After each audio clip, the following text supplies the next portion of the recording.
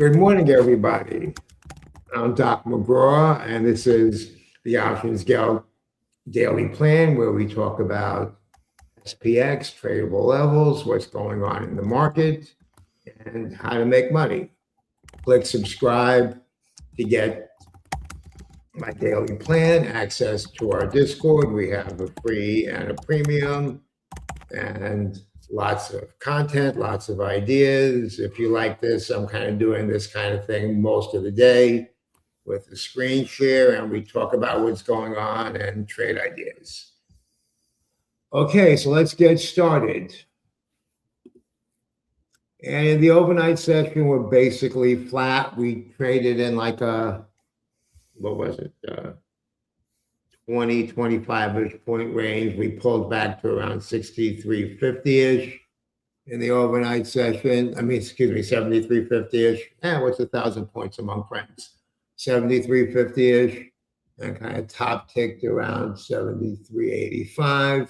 And we're in this tight range, which statistically, after a wide range day exceeding the expected move, statistically, a narrow range day within the expected move is what happens. However, the expected move today is so tight that will we end there within that move or not?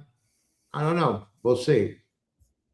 Trader TA 101 stuff, I think would call for a consolidation or maybe a pullback. Chewy will talk about that a little bit. And let me switch gears and head to, okay, let me get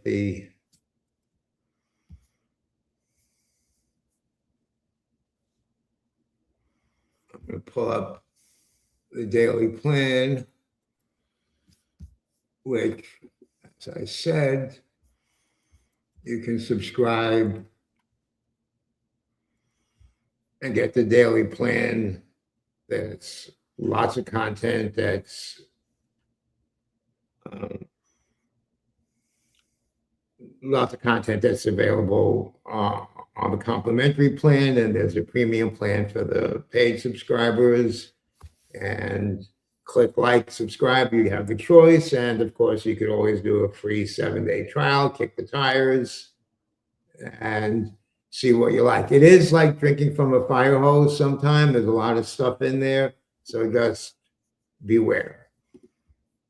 Okay, so here's the daily plan. Yesterday, this is what I'd like to talk about, a little rabbit hole. For some of you, for others, it's kind of like boilerplate. SPX closed up yesterday, 1.5% almost, Qs, 2% AMD. As most of you know, your traders you're watching kind of ignited the whole thing. Then Trump kind of did a double taco reverse, saying, oh, if they don't sign a deal, we're gonna really bomb the shit out of them this time. And then he said, oh, I think we got a deal or whatever. That probably contributed, but I think the balls are getting a little numb to it. I don't know, but they still react somewhat. Anyway, so as a usual, vol up, spot up session. VIX would typically bleed as hedges get sold, upside gets faded, and surface relaxes. And so I have this later in my note. Typically, the spot up, vol up is just the inverse. When I say spot, I mean SPX price, or price is just the inverse of what the fancy word for it that they like to use is spot vol correlation. Price and volatility correlation, which sounds cool, but what all that means is that when VIX goes down, price goes up. When VIX goes up, price goes down. But spot vol correlation sounds a lot better, don't you think? So spot vol correlation is typically broadly 4 to 7% more than what SPX would give you. So if SPX gives you a 1%, you would expect 1.5%. You would expect a 5 or 6% or 7%, whatever it is, move in VIX. Well, more than that, like 6 to 10% move in VIX. We didn't get that. VIX was actually flat. How come? Well, short version of the story is that people, now remember the calculation of VIX is based on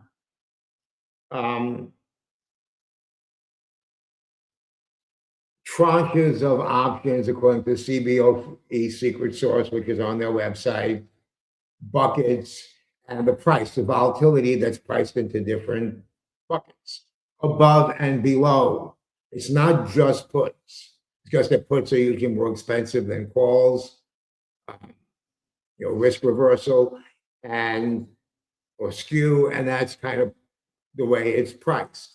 What we had yesterday was, and I kind of go into it in more detail a little later, and I'll show it to you real quick over here.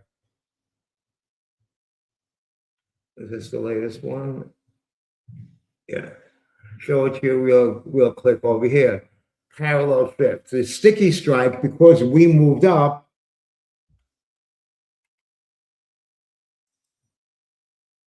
I'm going to try not to get too in the weeds with you guys. Whoops, that's not showing.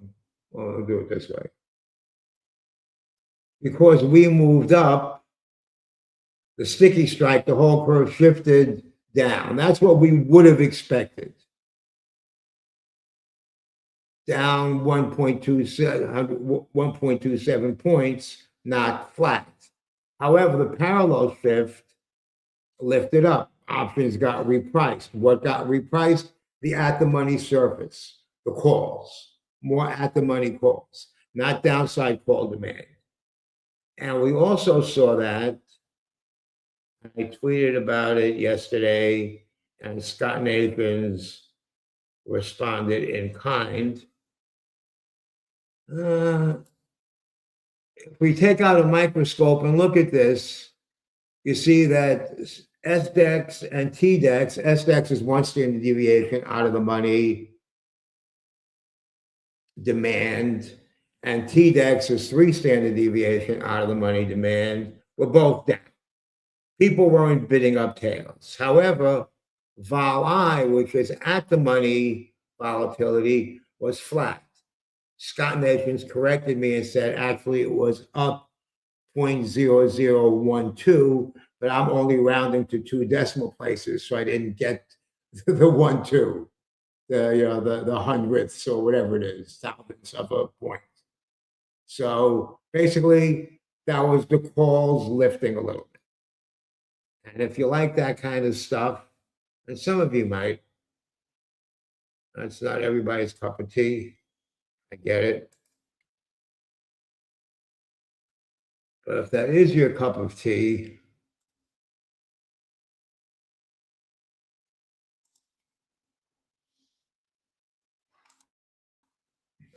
the premium subscribers get access to my volatility dashboard, which has whatever like the main story of the day is. Then we break down the decomposition index, which is what I just showed you, we meaning me. Parallel plain English. When the stock market goes up, options usually get cheaper, blah, blah, blah.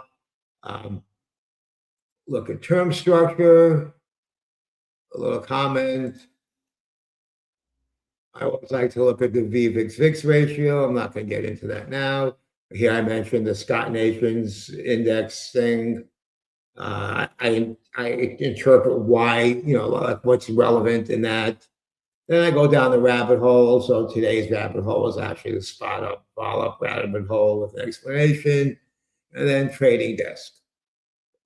I always put in something for how to trade it. All this is thrown in with the premium subscription. I think it's pretty good if I say so myself. Took a while to figure out how to do this, especially for a guy that can barely type. Anyway, enough of tooting my own horn. Back to the, actually not back to the chart, back to the notes. Okay. And so here's the volatility dashboard example. Spot rises, volatile fuse. John usually means two things. Either rally is being chased mechanically, which it was, or the market is paying up for optionality because nobody trusts the move. Sometimes both. Okay. Full dashboard link. Okay. Semis led the charge yesterday. We know that. I thought the overnight session was interesting. ARM, well, actually, it didn't react well. It reacted well in the right after the earnings, and it sold off. Warned of smartphone weakness, Coherent, and a few of the other guys. You're welcome. Thanks for being here. Coherent and some of the optical network is some of the stuff that went flying yesterday, pulled back. Coherent reported earnings. Fortinet, which is a name I like to trade. I haven't traded it recently.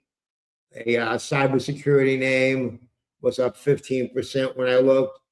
KLIC, Kulik and Sulfur. I remember when they came out. Good morning. I remember when they came out in like the 90s, and they were, and like I was like reading like some fundamental article or something of what they do, and something with like a ball peen stepper or something like that for like some part in the in like the semi-manufacturing things, like AMD, not AMD, AMAT might use their kind of thing. It's like a down in the weeds thing. They're up. I remember when they came out. That was like, anyway, Kulik and Sulfur. I forgot what it's called. Something stepper. Somebody want to check AI for that for me? I wonder if it still does the same thing. But the point is, this semi went up. ARM, which is much bigger, went down, etc. Jobless claims are today's macro appetizer. Tomorrow, NFP is the main course, and we'll kind of maybe look at that, obviously, more tomorrow. There's not much expected move priced into the option chain tomorrow for that. So I might expect vol to increase a little bit for that, you would think. I don't know. VIX 9-day, which is kind of a little too low, I think. About a 3-point almost difference between the VIX and the VIX 9-day. I'd like to see 2.5, somewhere in there, you know. Anyway, the whole deal thing. Okay, so the lesson for yesterday, let me see if I can find it. I tweeted it. Let me see if I can find it real quick. Give me 1 second. This is not the slickest of presentations with a slide deck. A lot of this is kind of, seat on the pants. Quantuition style. Let me find it. Okay, Doc's commentary. Okay. So I tweeted it yesterday, and I put it in the Discord when I saw it. So at 10:35 a.m., what happened yesterday? You see this? It's 73.50, which looked like, well, that shit's not, that's going to be solid. It was whatever thousands of contracts there. See, it's gone. It was positive gamma stalling, gone. Now it's negative gamma. They bought them. Whether these people closed them and rolled them, which I think they did, or people came in and bought 20,000 calls at 73.50, doesn't matter why they're gone, they're gone. So suddenly the ceiling becomes a magnet. Holy shit. And we still have these guys here at 60 and 65, wherever they were, but holy shit again. Those were the guys I just showed you that were here at 60. Now they rolled up to 75. And look at what they did. I do this move myself. Apparently the institutions have been following me. They left their long calls, which were cheap, which were now green, rolled up and sold the 75 for more premium than they paid for the 65s, the long part, locking in a definite profit. Might be a little in the weedsy, but if just think about, I'll make up an example. Let's just say they paid 50 cents for these. And now they're $1. And they buy the spec, okay, they take a small L, a loss, and they sell these for $1.25. Well, they just locked in the 50 cents that they paid and the $1.25 that they got, minus 75 cents on the spread. They can't lose. So that's what happened, I think. That's what I would have done if I were an algo. Okay, getting back to today's presentation. I know I got to shut up soon because Chewy's got to leave in a few minutes. So let me just see what, good morning and good morning. Nice to see everybody. Okay, so the expected move for Friday, what I wanted to look at, 54 points, kind of muted for a non-farm payroll. Might be tempting to buy a little straddle, something or other. Buy a 35 delta, sell or whatever, or 5 wide or something. Pay $3.54 to $3 to make 5, that kind of ratio. And so now, when I checked this overnight, at the close yesterday, this was about 35, the expected move. And so we lost about 15% of the straddle, which is kind of normal. So I'm just kind of keeping track of that stuff. All right. And a quick look at gamma globs, and then and you guys don't get this on the complimentary, but the paid premium subscribers get this, and this is in my Discord.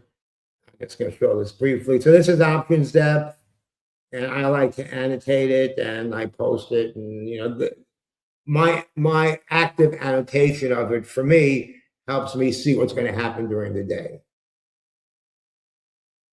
Okay, so what do we see here? Positive gamma, stalling, mean reverting, and sticky attraction, depending if we're close to it. It does more than one thing.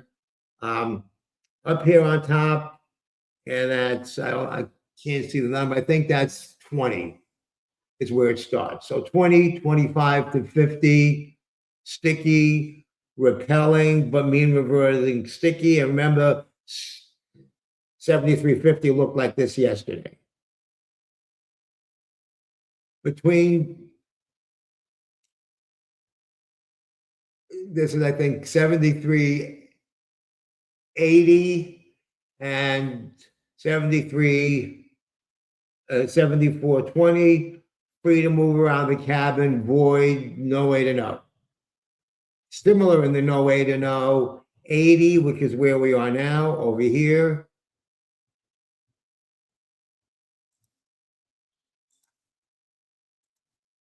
Well, why is it going the wrong way? That's weird. Okay. Okay, 80, which is where we are now, down to 50. Two-way ladder, you see I have all this shit because anything can happen. You can stall here, whatever, people can come in and buy it. So 50 to 80, or round number it, call it 50 to 75. Stop. Below 50, a shelf of positive gamma. The closer stuff is not that prominent, so I wouldn't want to hang my hat on it necessarily. Down there, 7,300 is where it starts getting more serious. You see 2,000 contracts. That matters, especially when it's part of a big cluster. And then down here, we see 80, 70 put credit spread, institutional style. 6,000 contracts, whatever, that was sold. So that's the floor. And that's kind of where we are. And with that, give me one more second.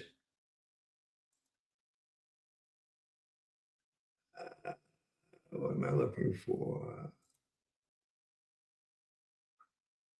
Okay, so I'm going to put it on ES for a second while Chewy gets his stuff ready for screen share. All right, good morning, everybody. Let me pull up the chart. Okay, plan simple. I have my ceiling at 74.12. I have my floor at 73.83. I'm a little bit, I am aligned with what you're saying, a bit of a coil day, of a range day. If we don't break either the floor or the ceiling, my first reaction will be to trade the edges of my range back to center. Um, if we hold above the ceiling, I think 74.25, pretty easy move. If we hold below our floor, I think you can target 73.75, but I just don't know that that's going to be in your best interest, because that will, in my opinion, be a good place to get back into the upside move. Well, I'll be seeing how that plays out there. If we really show some weakness, 73.60 is the next target for me. I always put the other levels just in case we have anything crazy happen. You guys know that, but not really expecting much today outside of that. With NFP tomorrow, I think, and like Doc said, we beat the expected move yesterday. Should be a little bit of a boring day. I think if we don't have that activity in the morning, it's going to be quite slow until maybe towards the end of the day.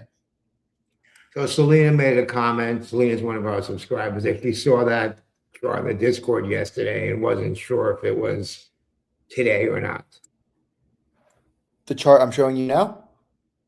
Yeah, but I guess you posted it in the evening or something. No, I posted it. I mean, I posted it early today at like 7:20. Okay.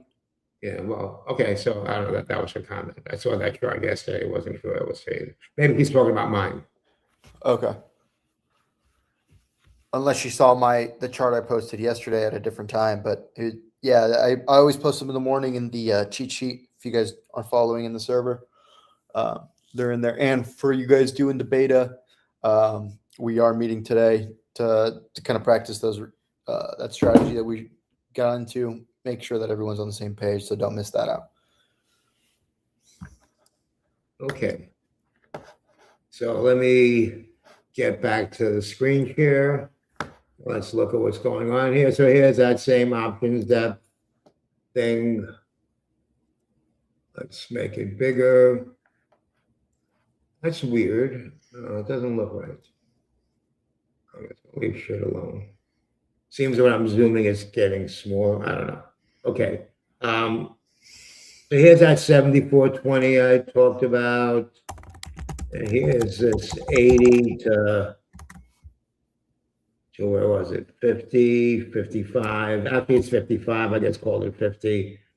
You say 40. We have this whole big chop zone here. What I want to do, I want to take a look at depth view. I like to look at depth view to poke around and see what's going on. So tomorrow, Friday, okay, there were more 7400s yesterday in here. Either they took profit or somebody else, whatever, I don't know. I happened to see the 73.80, 7400 looks like a 20 wide call spread. I don't know if that, I'm not sure. That might have been there before. I don't know. You see today, 73.80 is 3,000 contracts. Let's try and make this bigger.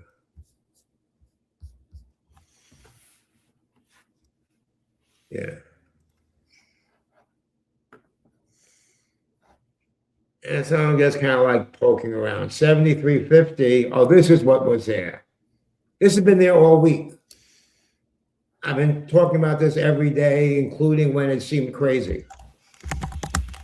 I also mentioned yesterday that this behind the 73.50 could help eat it up.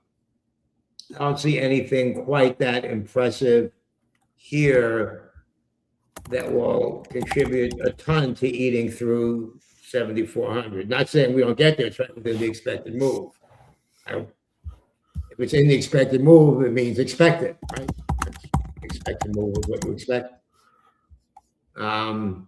Just kind of poking around. 72.50 used to look like a good level to buy puts. Now that's way outside the expected move. What's that? Well, yeah, it's like 2x the expected move or something, maybe 2.5 even. So unlikely, probably something to sell. Holy shit, right? And that's it. Let's take a quick look at options expiration next week. Let's see what's going on up on top. 7,500. Go figure, right? 4,000 of these babies. You know, I don't know that that's going to happen, but just, you know, a little asterisk to yourself. Those are probably, I mean, those are legacy. Those are in the AM, so institutions park them there, who knows when. So the AM expiry is kind of tends to be more, what's the word I'm looking for? More stable. There's a better word. I'm looking at it escapes me right now. Those positions tend to stay. They tend to be position bets by institutions,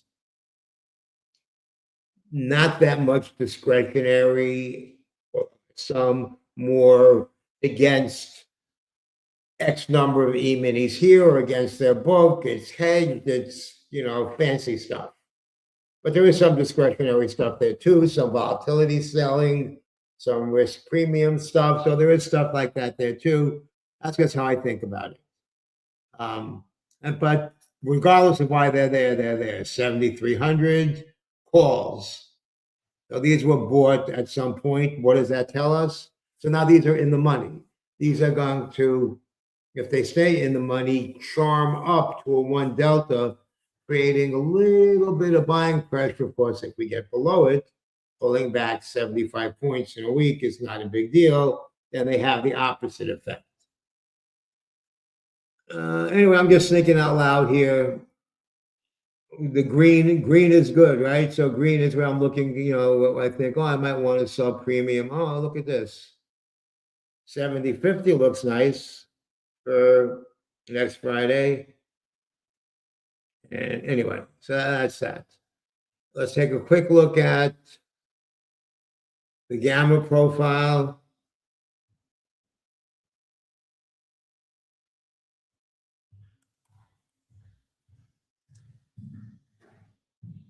Let's kind of give it a wide, well, not that wide of a berth. Let's kind of zoom it in here. And what do we see?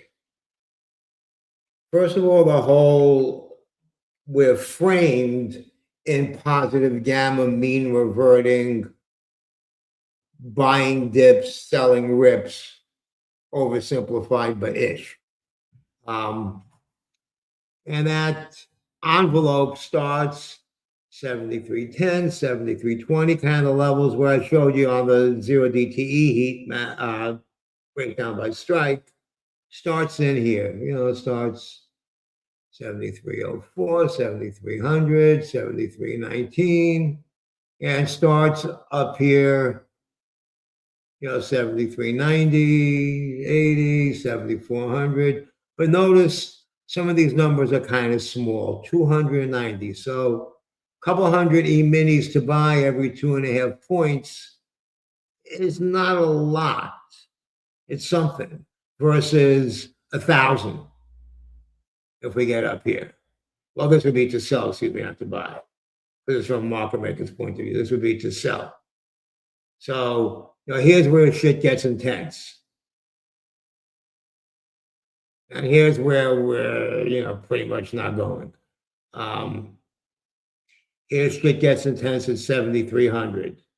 Not as intense, but pretty intense. Of course, if it breaks, here's what people have, what they have to buy. So 7,400, 7,410 is the if over 7,380, where we should go, in theory, the way positioning is now. If we break down, whatever below 50, 7,330 is kind of a path. And then below 7,300, which I don't see happening, 7,270. And that's it. Good morning, Bruce. How you doing? And that's what I see. It's kind of a straightforward. Oh, thank you. Thank you. I appreciate that. Thank you. I appreciate that. Hey, people have shown me the way along the way, and I like to give back. And truthfully, there's a lot of crap out there. Some good stuff, some crap, some of it mixed. And I just try and give you straight trader shit. I just try and give it to you the way I get it.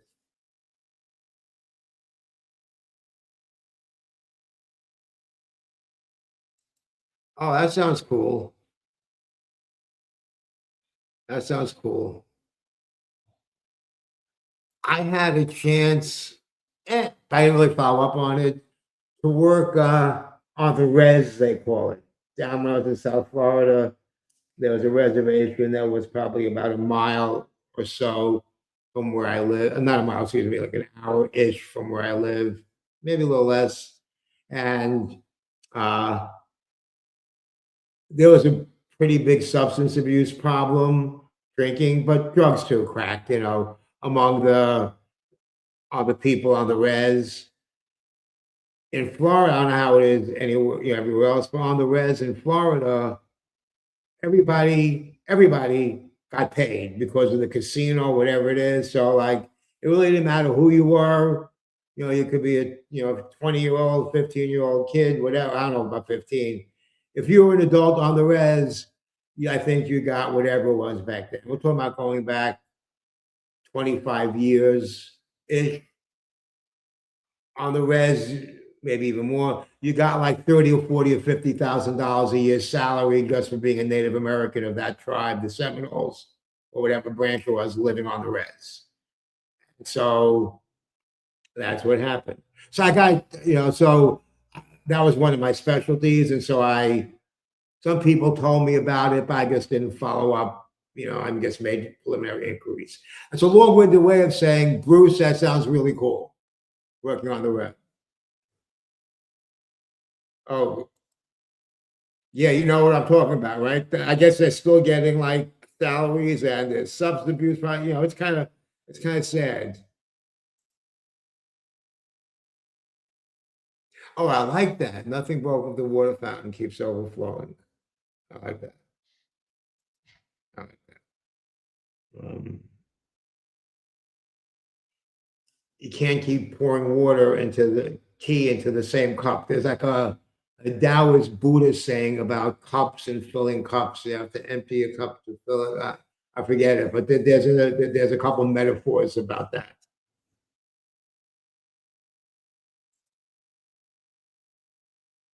Yeah, I'm sure you can. And I know you're a good guy at heart. I know that. And so while they're in the chair, I know you're going to do a little bit more than dental.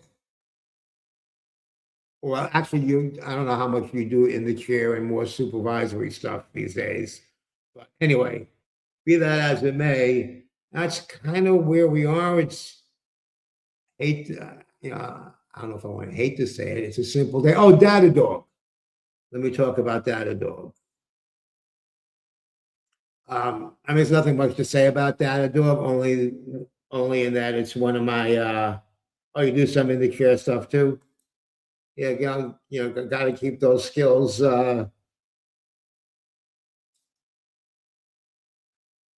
mentor of mine once said, and I'll reframe it a little bit. It's easier to show people how to do something than to tell them how to do something. Wash my feet. Lead by example.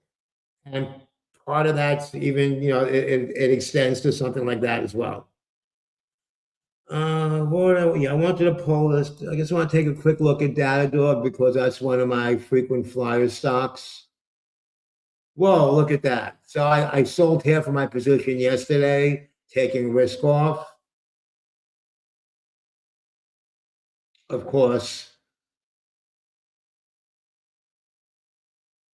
getting toppy. Yes, as it was at 7,200 and 7,100. So, what can I say? But yeah, it's kind of getting toppy. So now I would think that this Datadog is going to spill over into IGV. Yeah, sure as hell is. I sold more than half of my position yesterday. Had a decent-ish profit. Of course, now I had common shares. I've been nibbling. I'm a nibbler. I'll, pick a stock I like and buy 10 shares. And if I see a down day, I'll buy 1 share. I'll buy 5 shares. I'll buy 15. I'll buy 2. Very unsystematically, quantuitionally, and suddenly I have 100 shares, 200 shares. I sell a call, whatever. Oh, I like it. It's down. I'll sell a put. I'll screw around. And then at some point, I get out unless I have it so cheap. Like I have 50 legacy shares of Dell from playing around like that, like 40. So I just leave that. That just stays there, et cetera, et cetera. I have a lot of crap like that. I have GL, I have WDC at like 38 legacy shares, but it's from playing around like that. That's what I do. I don't suggest that. That's not advice. I'm just kind of telling you what I do. So anyway, yeah, Datadog did okay. So my point is, how's that going to react to IGV? I don't know. Okay, so IGV is up from 87, the software ETF, to 90. Nice, right? And so maybe we get a little bit of pullback in semis, but we get the dispersion rotation into software, still stays in the same neighborhood, and party on Garth. That's what I was looking at that. Oh, DoorDash, which is another name I have legacy shares from, and like the 9,500-ish.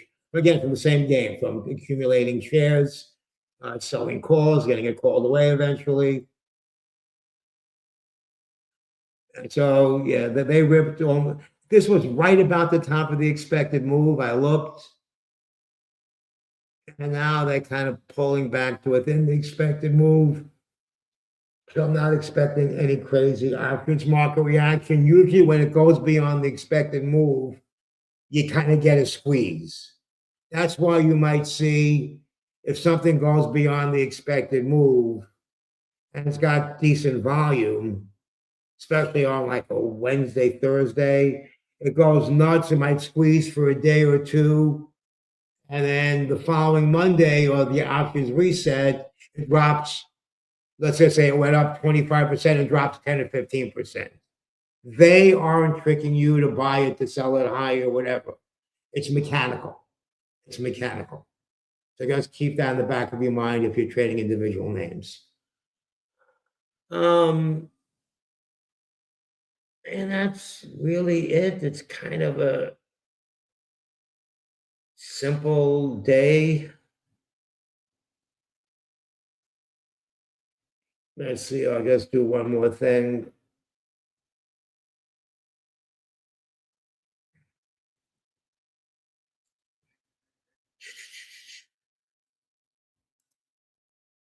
All right, let's take a peek.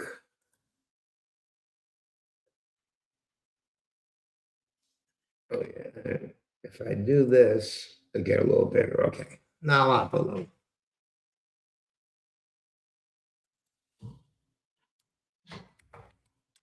See, I'm learning a lot of fancy shit.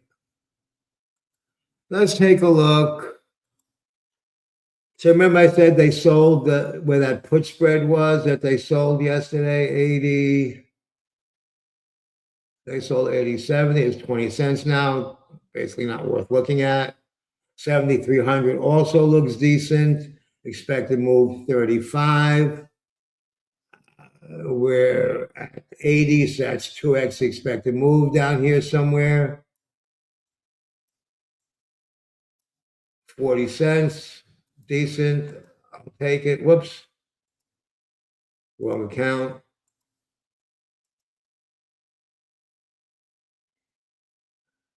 Up top. Do you want to play with these people up top? Well, 30's got some. I'd like to be 35 if I can get any juice in the juice bar. What was that? 15. I'll try and get 40 cents for that. See what happens. And of course, we want to play a fly.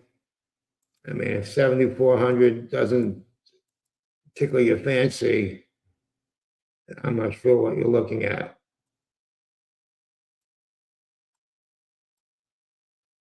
Not bad, 90 cents. We want to try and get a little more oomph out of it. That's decent.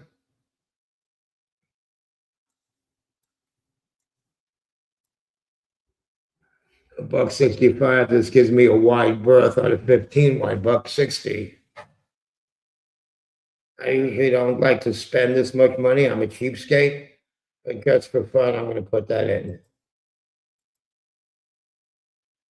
And to the downside, if I want to do a put fly, and usually I'll do at least one of these, a cheapie, and trade it. I'm not looking for the pin yet, although if it looks like it's going to be the pin, I'll keep it. And okay, we're expecting to stall at 50, right? So 60, 50, 45, 80 cents. I'd rather give it a little extra room.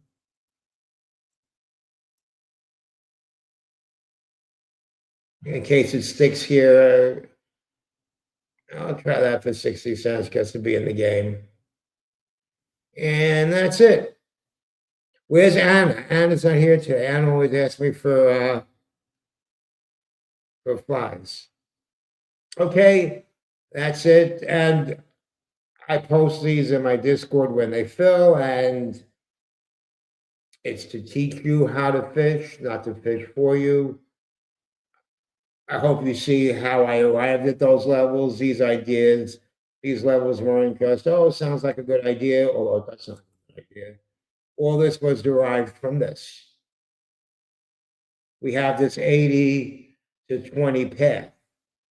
If over 80, we could go. If not, then this ends up being a loser. And I manage it. I guess these tend to be forgiving, or I could solve calls inside of it, whatever. What I mean by that, solve calls inside of it. If it looks like it's a loser or whatever, I can, and let's just say it's this one. And it looks like it's a loser, right? Then I could always do something like that and sell something inside of there to get my premium back that way, or double up in here, or turn it into a broken wing. A lot of things I could do afterwards to not make it go bad, depending what I think about the risk. Or I can just, usually these are pretty forgiving. You take a $5, $10 loss, we can squeeze a profit out just by the way the volatility moves around. So that's the way I like it.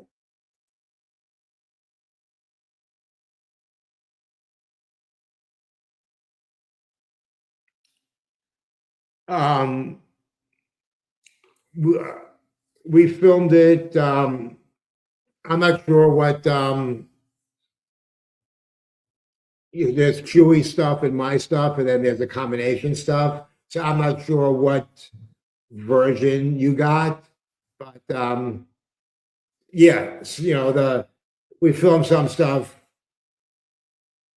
recently. You know, most of the stuff in the beta was filmed the last couple of months. So yeah, I'm glad. Let us know how you like it. Let us know how you like the course. It's really impressive, I gotta say. If I say so myself. Okay, everybody. Take care. Have a great day. Those of you that are in the Discord, reach out to me. I'm always available. Ping me because I sometimes don't see like the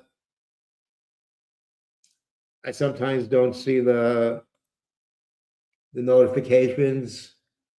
Hold on, let me get back here. We're traders. We want to see what's going on.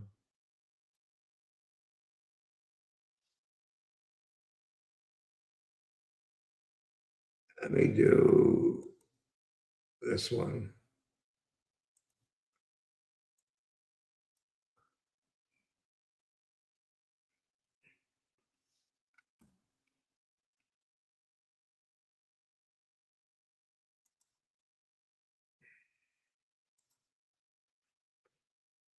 And so, yeah,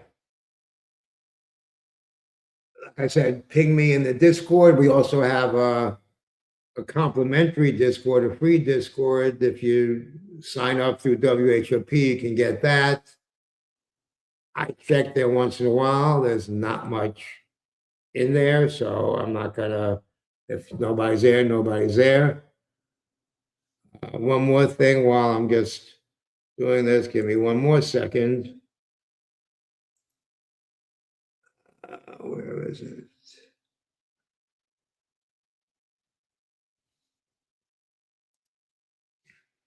I'm looking for something in the server.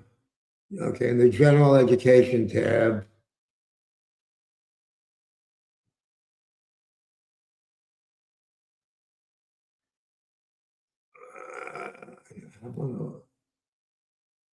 I guess it's over here. How to use the roadmap, the if-then guide. Reverse jobs on how to read the levels, current price, your starting point. If it breaks above, upside scenarios, watch for these levels. I also have one that I put a little bit of emojis on. It looks better with the emojis.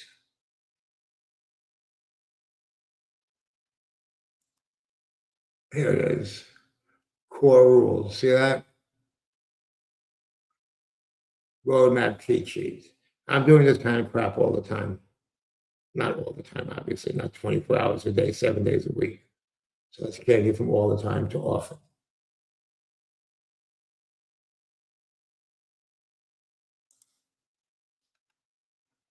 Did I put it here? No, I didn't. Chat. Oh, and I encourage the users to write their own daily plan. I think it helps. Chat. Did I put it here? Here it is. The core rules. And I pinned it. So I pin it in the free chat. Let's pin it in the free chat too. Oh, it's already pinned. There's the free chat. See, it says free chat. Anyway, that's it. I'm going to go. Take care, everybody. Thanks for attending. Please click like, subscribe, comment, retweet, whatever, and see you on the other side.